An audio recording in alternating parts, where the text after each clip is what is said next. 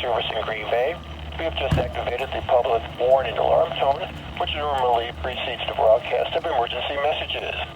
This is a test of the warning alarm system for Noaa weather radio stations, WXJ89 Wausau, KIG 65 Green Bay, WXN 69 Sister Bay, WWG 88 Crandon, WWF 40 Coloma, WNG 552 New London, KC2XBZ Gresham, WNG 553 Wasaki, and WNG 565 Rhinelander.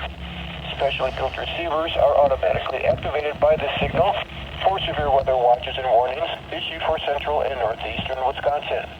Tests of this alarm system are conducted each Wednesday between the hours of 11 a.m. and noon.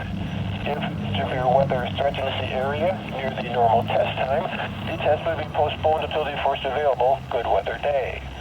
The warning alarm will be activated for watches and warnings that affect these 9 Noaa weather radio stations in central and northeastern Wisconsin.